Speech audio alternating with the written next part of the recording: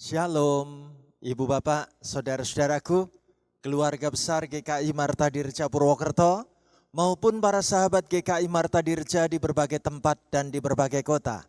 Puji Tuhan, senang sekali saya Pendeta Stefanus Lim boleh menjumpai dan menemui Ibu Bapak, Saudara-saudari melalui acara online Kalam 2 November 2023. Ada sebuah tema yang menarik untuk kita ikuti bersama, yaitu pilihanku dan keluargaku. Nah, ayo Ibu Bapak Saudaraku terkasih, kita akan bersama-sama membuka dan mengawali kalam ini dengan kita menyanyikan sebuah lagu. Lagunya sangat kita kenal, judulnya Hanya Yesus Jawaban Hidupku. Namun versi pertama di awal kalam ini kita nyanyinya pakai versi bahasa Jawa Tengah ya. Nanti di akhir kalam kita nyanyi pakai versi bahasa Indonesia. Dalam bahasa Jawa Tengah ditulis judulnya Mung Gusti Yesus Jawaban Uripku. Yuk kita nyanyikan sama-sama demikian.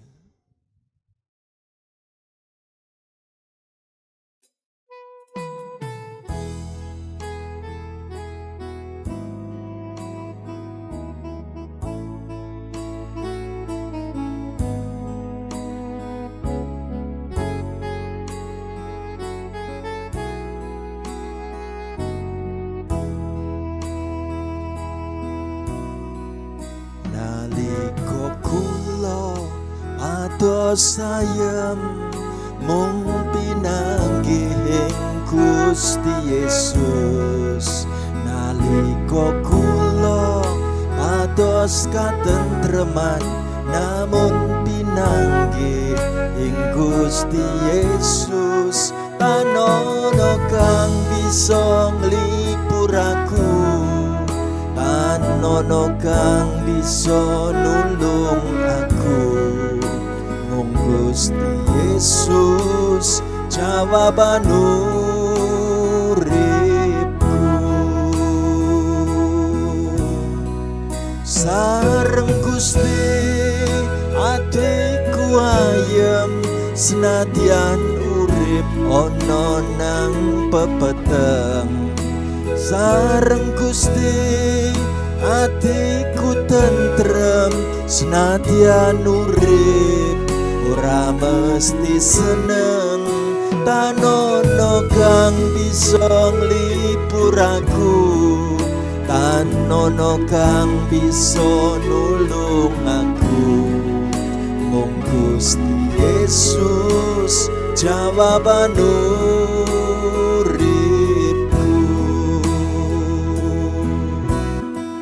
Sareng Gusti atiku ayem senadyan urip ana nang pepeteng.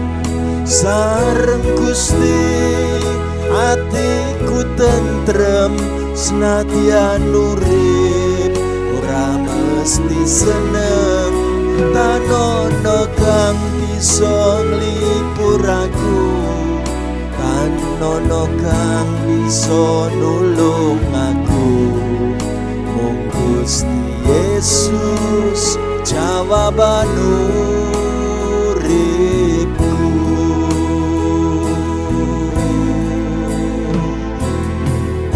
Amin.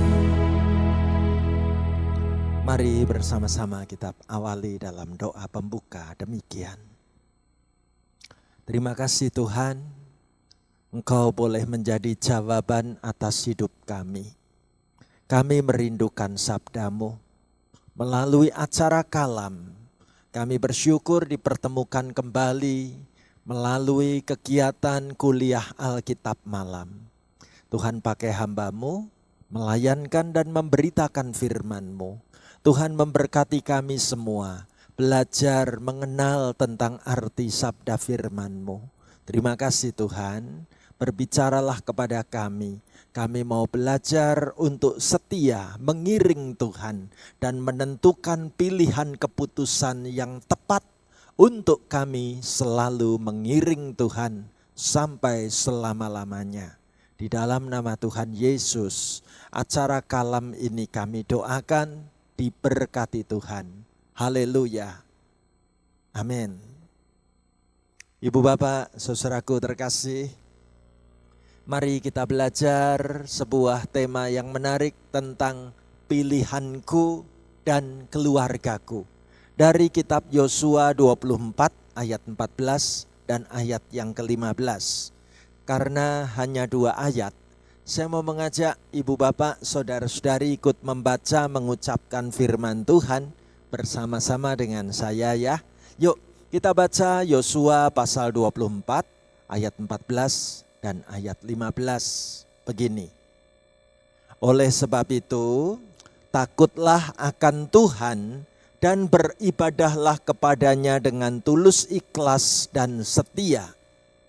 Jauhkanlah Allah yang kepadanya nenek moyangmu telah beribadah di seberang sungai Efrat dan di Mesir, dan beribadahlah kepada Tuhan. Tetapi jika kamu anggap tidak baik untuk beribadah kepada Tuhan, pilihlah pada hari ini kepada siapa kamu akan beribadah. Allah yang kepadanya nenek moyangmu beribadah di seberang sungai Efrat, atau Allah orang Amori yang negerinya kamu diami ini. Tetapi aku dan seisi rumahku, kami akan beribadah kepada Tuhan. Amin. Ibu bapak, saudaraku terkasih, tema yang menarik, pilihanku dan keluargaku.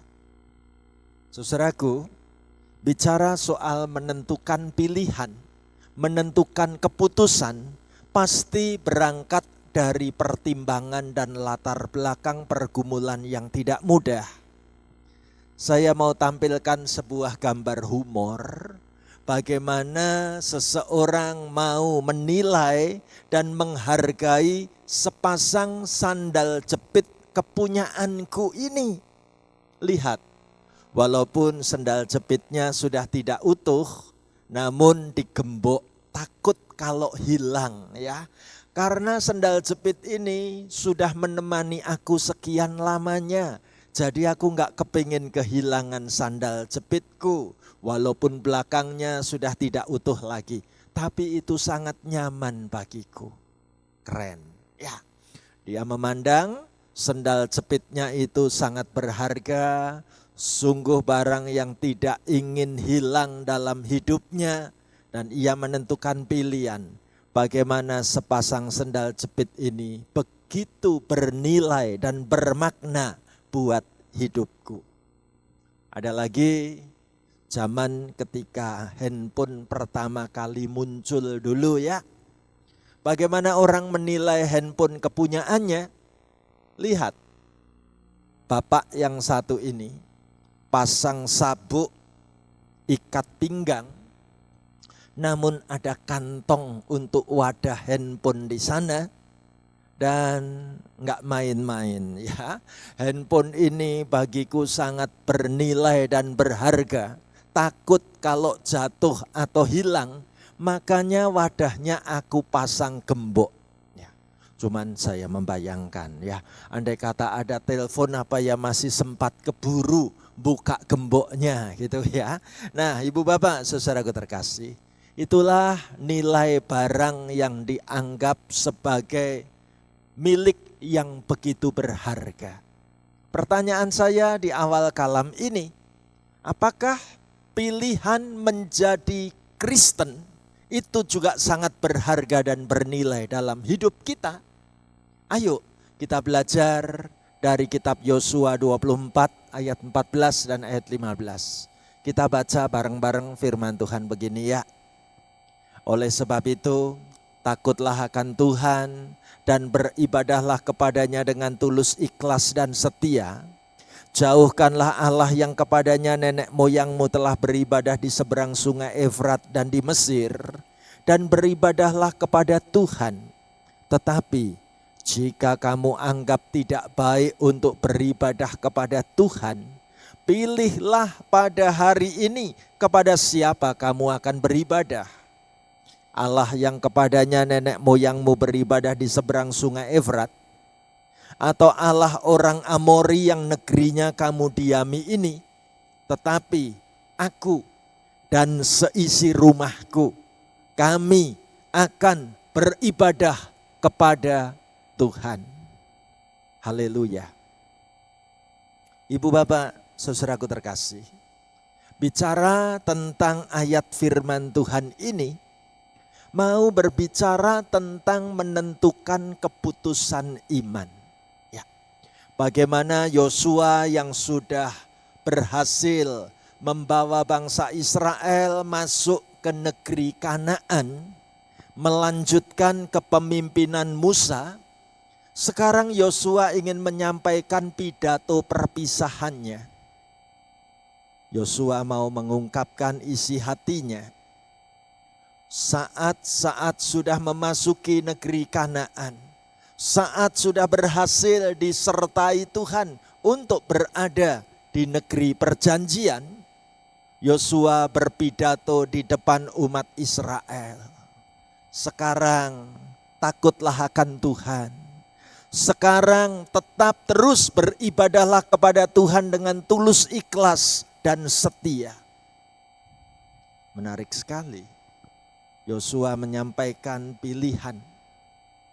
Jauhkan Allah yang kepadanya nenek moyangmu telah beribadah di seberang sungai Efrat dan di Mesir. Lihat nenek moyang kita, balik ke pengalaman masa lalu kita. Bagaimana nenek moyang kita pernah tidak setia kepada Allah, mulai menyembah Allah-Allahnya yang dikenal di seberang sungai Efrat, mulai beribadah kepada Allah-Allah asing di seberang sungai Efrat dan di Mesir. Yosua katakan jauhkan itu. Sungguh beribadahlah kepada Tuhan saja. Ya, menarik. Yosua juga menyampaikan pada ayat 15. Namun kalau menurut pertimbanganmu, kamu anggap tidak baik untuk beribadah kepada Tuhan, hari ini aku menyampaikan tantangan kepadamu. Silahkan dipilih, mau memilih kepada siapa kamu akan beribadah. Apakah engkau akan beribadah kepada Allah yang nenek moyangmu dulu beribadah di seberang sungai Efrat dan di Mesir? Atau engkau akan beribadah kepada Allahnya orang Amori yang sekarang ini negerinya sudah berhasil kita diami. Tetapi pilihanku dan pilihan seisi rumahku, pilihan seluruh keluargaku, kami memilih untuk beribadah kepada Tuhan. Haleluya. Ibu bapak saudaraku, ayat ini berbicara soal cinta kepada Tuhan dan kesetiaan mengikut Tuhan. Bila bicara soal cinta dan kesetiaan, saya tertarik dengan tulisan dan gambar ini. Coba Bapak Ibu bayangkan ya, saya punya sebuah karet gelang ya. Lalu karet gelang ini ujungnya dipegang oleh Bapak Ibu. Ya, yuk kita tarik ya karet gelang ini ya. Tarik sekencang mungkin. Ya, kita sudah janji harus tetap dipegang apapun yang terjadi. Janji ya. Tapi ternyata di tengah jalan, tiba-tiba karet itu dilepas oleh salah satu pihak. Sehingga karet itu jepret mengenai tangan kita, menyakiti tangan kita. Seperti gambar ini dituliskan. Love is like a rubber band. Kasih itu seumpama sebuah karet gelang. Held at both ends by two people. Dipegang dua ujungnya oleh dua orang. Perhatikan apa yang ditulis di bawah. When one leaves, it hurts the other. Ketika salah satu melepaskannya, itu menyakiti yang lainnya. Ingat Bapak Ibu, kita pernah mainan karet, ya, dipegang ujungnya satu saya pegang dan ujung yang satu ibu atau bapak yang menarik ujung di sana. Ditarik terus, nggak boleh dilepas. Itu janjinya. Tapi kalau ada yang tidak setia, kemudian di tengah jalan ditinggalkan, dilepaskan, pasti itu sangat menyakiti. Ibu bapak, saudaraku terkasih, mempertahankan iman itu tidak mudah. Mengingatkan saya dengan kisah yang terjadi pada angkatan darat negara Jepang. Ada kisah yang mengharukan. Seorang pria muda bekerja sebagai tentara di angkatan darat Jepang. Namun anak muda ini selalu dihina karena dia orang Kristen. Di Jepang banyak sekali masyarakatnya beragama Shinto. Jadi jarang orang beragama Kristen seperti tentara muda yang ini. Oleh teman-temannya di tempat lingkungan angkatan darat Jepang, dia selalu dihina karena dia dianggap percaya kepada Yesus Kristus. Apa yang terjadi, saudaraku? Dikisahkan pada suatu hari, kaptennya, sang komandan dari kelompok pasukan angkatan darat Jepang ini, ternyata sudah menyusun sebuah rencana untuk mengajak semua anak buahnya mempermalukan tentara Kristen yang satu ini. Mereka sudah punya strategi tersendiri. Sekarang tinggal pelaksanaannya. Bagaimana sang kapten tiba-tiba memanggil pemuda Kristen, tentara muda ini supaya maju disaksikan tentara-tentara lain. Dan dia panggil, lalu apa yang dia katakan? Anak muda, kemarilah.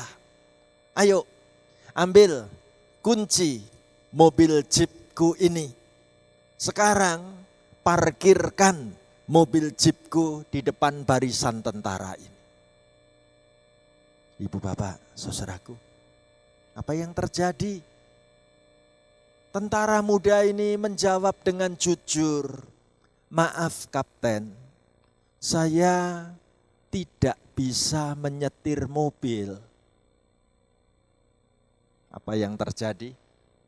Kaptennya tertawa dengan sinis, lalu berkata dan mengolok-olok, cobalah kamu minta pertolongan dari Tuhanmu. Ayo tunjukkan bahwa Tuhanmu itu ada. Apa yang terjadi, saudaraku? Yang terjadi, anak muda ini dipaksa keadaan untuk mengambil kunci mobil jeep itu. Dan anak muda ini melangkah ke tempat mobil jeep itu untuk dipindahkan parkirnya di depan pasukan. Tapi sewaktu di depan mobil jeep itu, anak muda ini mulai berdoa. Tuhan, kau tahu bahwa aku akan diperolok-olok karena menjadi pengikut-Mu Tuhan.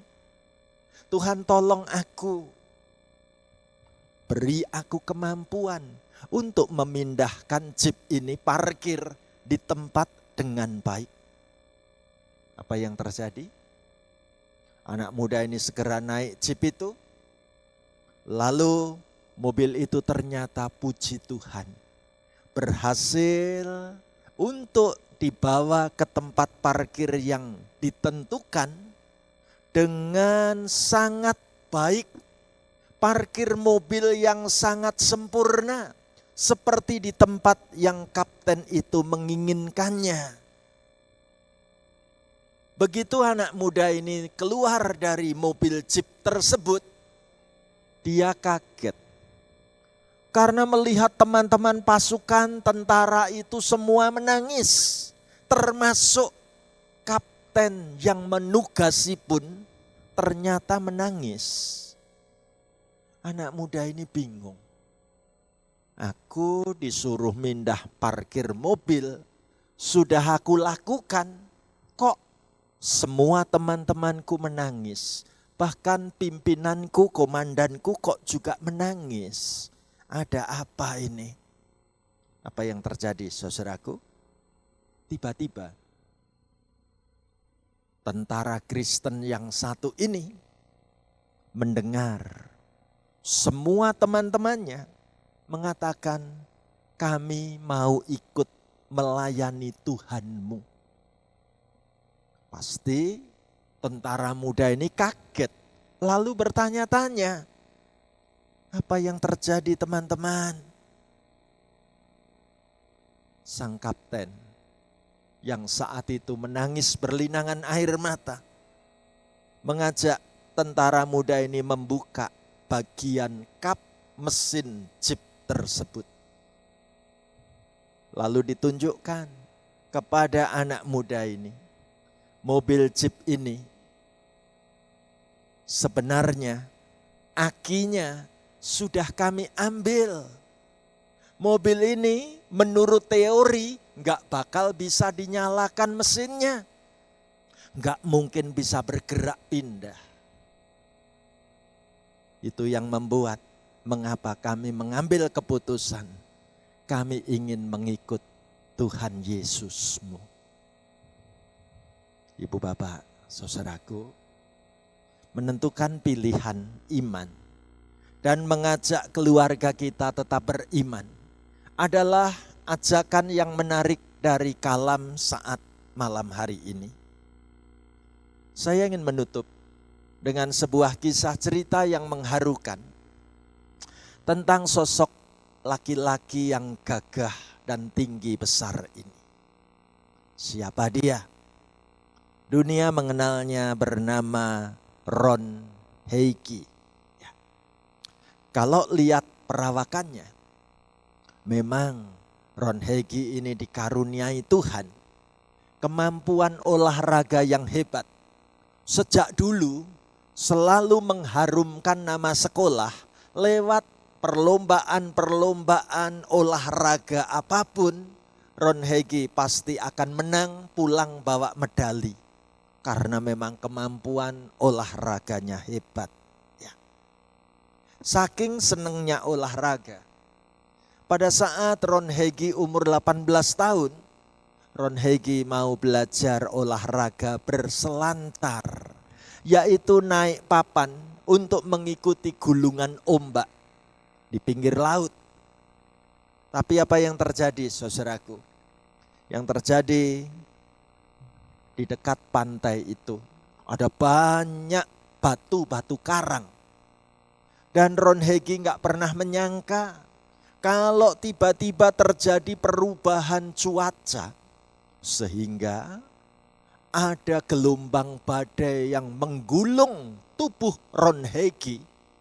Ron Heiki tubuhnya ada di dalam gulungan ombak itu, dan ketika ombak itu menghempas Ron Heiki, terbentur batu karang dan yang kena adalah bagian lehernya. Leher Ron Heiki patah. Apa yang terjadi sekarang? Lihat, sejak Ron Heiki mengalami kondisi kecelakaan berselancar, sejak Ron Heiki mengalami keadaan patah lehernya, maka Ron Heiki mengalami keadaan cacat. Kedua tangan dan kedua kakinya lumpuh karena syaraf-syaraf motorik yang ada di bagian leher, di bagian tulang belakang itu betul-betul rusak. Bahkan Ron Heiki untuk duduk pun harus menggunakan seat belt atau sabuk pengaman karena tubuhnya sudah tidak lagi punya keseimbangan. Kalau tidak pakai ikat sabuk pengaman, pasti duduk pun akan ambruk, jatuh. Dan Ron Hegi mengalami keadaan yang sangat sulit. Kalau semula adalah seorang pria yang lincah, berolahraga, selalu menang jadi juara di bidang olahraga-olahraga tertentu. Sekarang hanya bisa duduk dan diikat sehingga berubah menjadi pria yang gampang putus asa. Menjadi seorang laki-laki yang pemarah. Menjadi seorang anak Tuhan yang terlalu mengasihani diri sendiri, meratapi kehidupan ini terus-menerus. Apakah Ron Hegi akan menyangkal iman percayanya? Disinilah masa-masa yang sulit terjadi. Namun Ron Hegi melalui perenungannya yang mendalam untuk mengikut Tuhan, akhirnya menulis sebuah buku. Bukunya berjudul Never Give Up. Enggak boleh menyerah. Ya. Ron Hegi bahkan menulis, aku ini role model for God. Aku adalah sosok yang digulung untuk Tuhan. Dia menuliskan, sungguh aku ini mengalami kondisi lumpuh dan tidak ada yang dapat mengubah kelumpuhan hidupku ini. Namun aku masih memiliki pemikiran yang baik.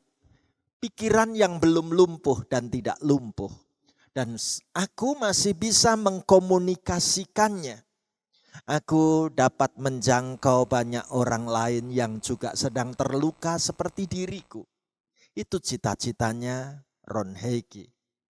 Apa yang bisa dilakukan laki-laki lumpuh yang sekarang duduk saja harus diikat pakai seat belt.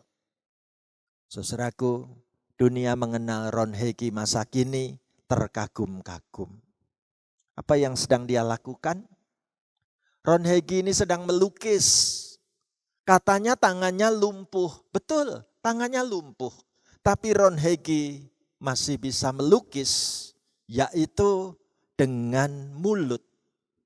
Lihat gambar ini. Ada kuas yang digigit di bagian mulutnya untuk melukis. Aku masih punya pikiran yang tidak lumpuh. Tuhan masih mengaruniakan kepadaku talenta yang berbeda. Menarik sekali.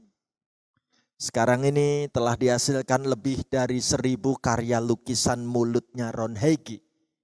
Dan lebih dari itu, Ron Hegi sekarang dikenal sebagai seorang anak Tuhan yang mesti menyampaikan ceramah. Agar orang tidak mudah menyerah. Agar orang tetap punya semangat hidup. Ron Hegi menjadi seorang motivator yang hebat. Menjadi penasehat orang-orang muda agar hidupnya tetap memiliki tujuan. Luar biasa. Ini cara Ron Hegi melukis. Walaupun sambil duduk diikat pakai seat belt. Tapi aku masih bisa melukis, menceritakan Tuhan Yesus tetap baik dalam hidupku. Sehingga Ron Hegi banyak diundang di gereja-gereja. Diundang di kampus-kampus. Diundang di sekolah-sekolah. Dan Ron Hegi pasti akan disambut dengan kalungan bunga. Tanda betapa kami sangat merasa senang atas kunjunganmu. Dan Ron Hegi diberkati Tuhan. Ia punya rumah tangga yang baik. Istri yang cantik dan seorang anak perempuan yang juga cantik. Luar biasa. Bahkan istri dan anaknya bersyukur. Kami dikasih Tuhan suami dan papa yang hebat.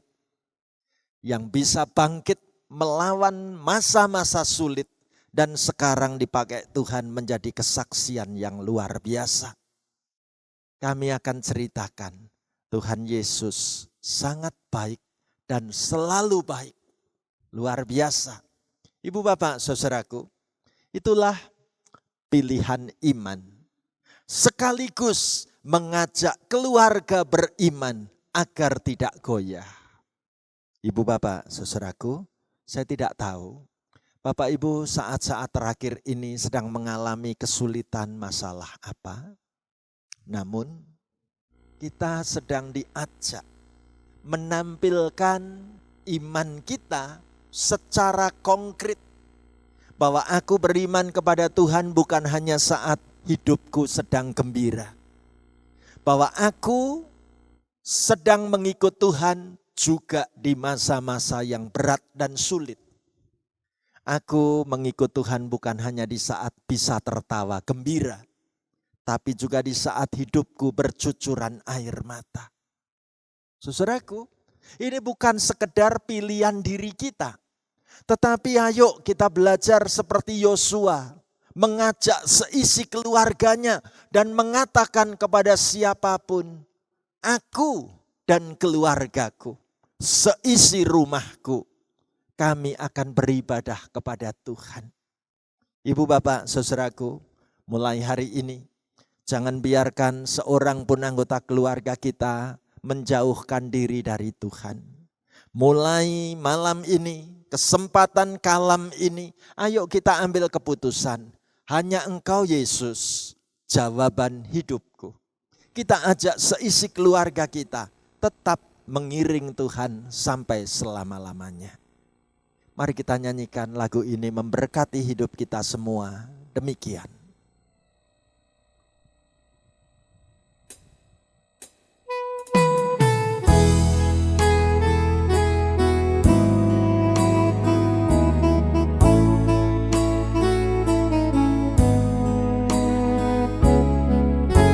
Saudaraku, taruh tanganmu di dadamu. Mari kita nyanyi lagu ini. Kalau ku cari damai, hanya ku dapat dalam Yesus. Kalau ku cari ketenangan, hanya ku temui di dalam Yesus. Tak satu pun dapat menghiburku, tak seorang pun dapat menolongku. Hanya Yesus jawaban hidupku. Kita angkat tangan kita. Bersama Dia hatiku damai, walau dalam lembah kekelaman. Bersama Dia hatiku tenang, walau hidup penuh tantangan. Tak satu pun dapat menghiburku, tak seorang pun dapat menolongku. Hanya Yesus jawaban hidupku.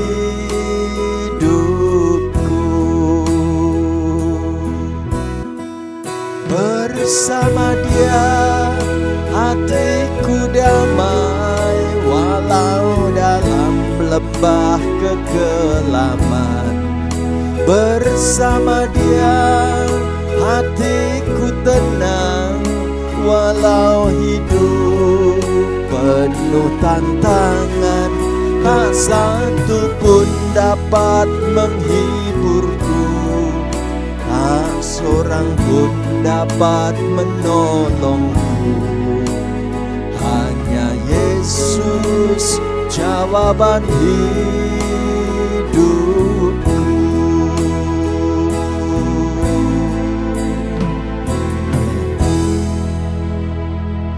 Mari kita berdoa bersama. Terima kasih Tuhan, Engkau memanggil kami beriman dengan lebih jelas lagi. Agar hidup kami dan seisi rumah kami boleh menjadi kesaksian betapa indahnya mengiring Tuhan. Bukan hanya di masa yang menyenangkan, namun kami juga tetap bisa setia walaupun hidup ini penuh dengan tekanan dan persoalan. Tuhan, hamba-Mu mendoakan semua peserta kalam dimanapun kami berada. Tuhan, gandeng tangan kami. Tuhan, tuntun langkah percaya kami.